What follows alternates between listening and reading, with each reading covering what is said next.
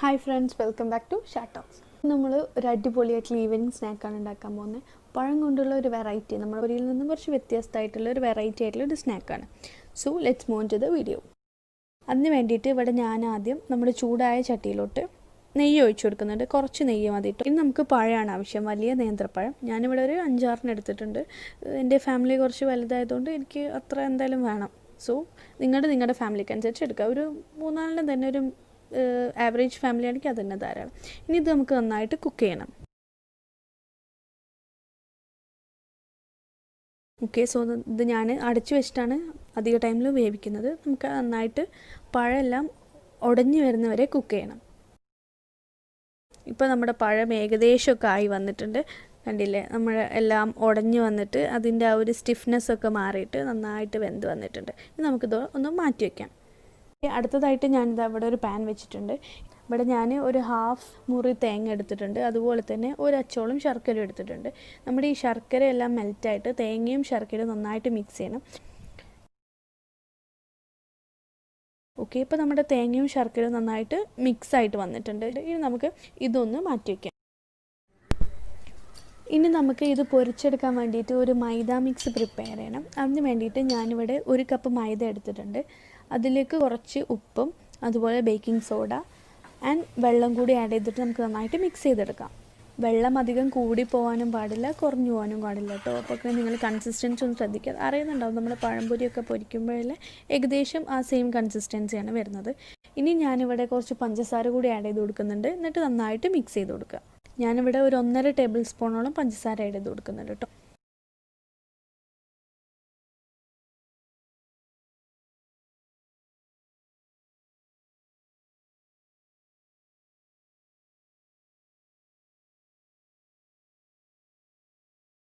കണ്ടില്ല, ഈ ഒരു കൺസിസ്റ്റൻസിയാണ് നമുക്ക് വേണ്ടത്. ഭയങ്കരമായിട്ട് തിക്കുമല്ല, ഭയങ്കരമായിട്ട് ലൂസുമല്ല, അങ്ങനത്തെ ഒരു കൺസിസ്റ്റൻസിയാണ് നമുക്ക് വേണ്ടത്.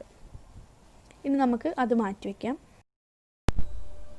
ഇനി നമ്മൾ കയ്യിൽ കുറച്ച് എണ്ണ പുരട്ടിയിട്ട് വേണം ഈ ഒരു കാര്യം ചെയ്യാൻ വേണ്ടിയിട്ട്.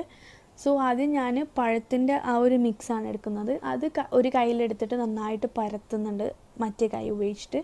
എന്നിട്ട് നമ്മൾ അതിൻ്റെ നടുവിലോട്ട് നമ്മുടെ തേങ്ങ ശർക്കര മിക്സ് ആഡ് ചെയ്യുന്നുണ്ട്. എന്നിട്ട് നമുക്കത് ക്ലോസ് ചെയ്യാം.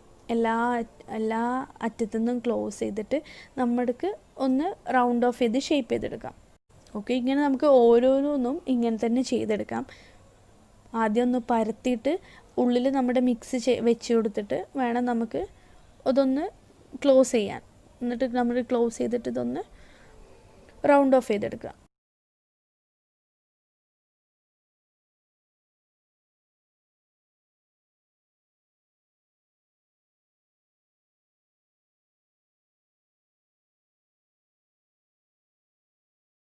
ഓക്കെ, അപ്പോൾ നമ്മൾ ഓരോന്നോരോന്നായിട്ട് അങ്ങനെ ചെയ്തിട്ടുണ്ട്.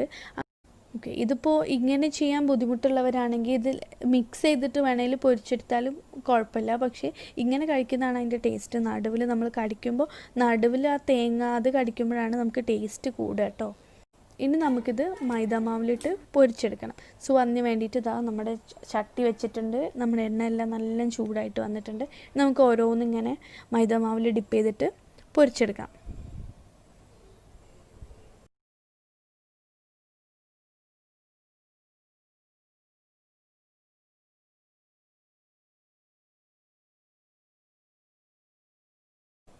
നമുക്കിത് ഉള്ളിലത്തെ സാധനങ്ങളെല്ലാം നല്ല ബോയിലായതുകൊണ്ട് കുറേ ടൈം എടുത്ത് കുക്ക് ചെയ്യേണ്ട ആവശ്യമൊന്നുമില്ല. ജസ്റ്റ് ആ കളർ മാറിയിട്ടൊരു ബ്രൗൺ കളർ വന്നാൽ തന്നെ നമുക്കത് എടുത്തു മാറ്റാം. ഓക്കെ, സോ നമ്മുടെ ഫസ്റ്റ് ബാച്ച് ഇതപ്പോൾ ഫ്രൈ ആയിക്കൊണ്ടിരിക്കുകയാണ്.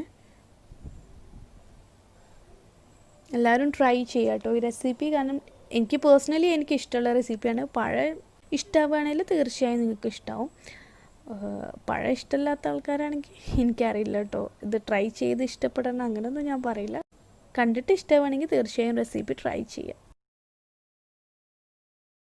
ഓക്കെ, സോ നമ്മുടെ സെക്കൻഡ് ബാച്ചും ഇപ്പോൾ പൊരിച്ചുകൊണ്ടിരിക്കുകയാണ്. ഞാൻ നേരത്തെ എല്ലാം മിക്സ് ചെയ്ത് വെച്ചിട്ടുള്ള കുഞ്ഞു കുഞ്ഞു ബോൾസും കൂടി ജസ്റ്റ് ഒന്ന് പൊരിച്ചിട്ട് കാണിക്കാം.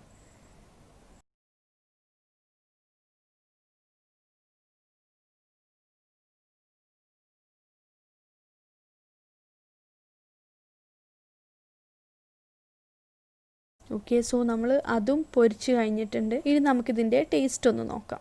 കണ്ടില്ലേ, ആ നടുവിൽ തേങ്ങ മിക്സ് അതെല്ലാം വരുമ്പോൾ നല്ല ടേസ്റ്റ് ആട്ടോ. സോ തീർച്ചയായും എല്ലാവരും ട്രൈ ചെയ്യാം. That's all. Thank you for watching. See you in the next video.